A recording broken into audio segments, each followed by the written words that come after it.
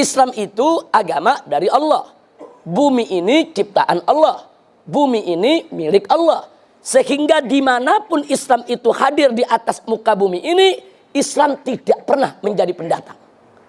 Islam akan selalu menjadi pribumi di bumi manapun milik Allah Subhanahu wa ta'ala.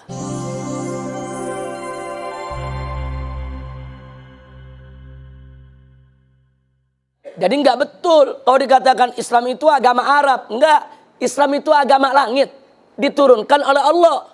Jadi jangan mengkerdilkan Islam dengan mengatakan Islam itu agama Arab. Nah yang kedua, mereka katakan Islam itu agama pendatang. Tunggu dulu kalau kita mau bicara soal pendatang. Islam itu agama dari Allah. Bumi ini ciptaan Allah. Bumi ini milik Allah. Sehingga dimanapun Islam itu hadir di atas muka bumi ini, Islam tidak pernah menjadi pendatang. Islam akan selalu menjadi pribumi di bumi manapun milik Allah Subhanahu wa ta'ala. Jadi jangan mereka sombong dengan mengatakan Islam itu pendatang. Tidak. Orang Arab di Indonesia pendatang. Orang Cina di Indonesia pendatang. Tapi Islam bukan pendatang, saudara. Islam itu datang dari Allah Subhanahu wa ta'ala di atas muka bumi. Bumi ini milik Allah. Bumi ini ciptaan Allah. Dengan hak apa ada manusia yang begitu sombong mengatakan agama yang datang dari Allah dikatakan sebagai pendatang? Enggak begitu, saudara. Nah, jadi ini berbahaya sekali. Ingin mengecilkan peran Islam, ingin mengecilkan nilai Islam. Dia ingin bermain kata-kata. Nah, kemudian selanjutnya dia katakan karena Islam ini pendatang dari Arab, maka Islam itu harus dipribumisasi. Islam itu harus diindonesiakan. Islam itu harus dinusantarakan. Ini kalimat sangat berbahaya.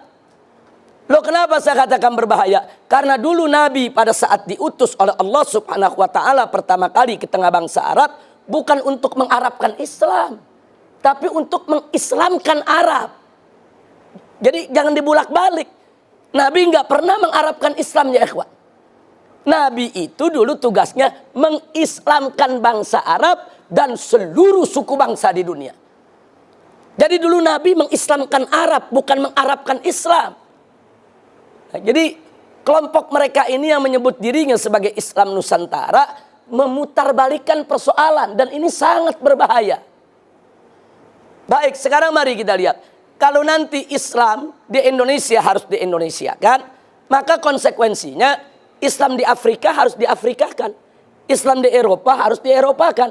Islam di Amerika harus di-Amerikakan. Islam di Cina harus dikinakan.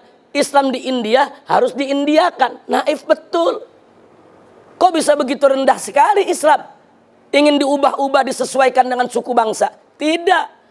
Dulu Nabi alaihi salatu wassalam dan para sahabatnya radhiyallahu ta'ala anhum, dan para tabi'in, para tabi'it tabi'in, serta ulama yang datang setelah mereka, saudara, mereka berjuang menyebarluaskan Islam. Mereka Islamkan Arab, Islamkan Persia, Islamkan India, Islamkan Cina, Islamkan Amerika, Islamkan Eropa, Islamkan Afrika, dan mengislamkan Nusantara.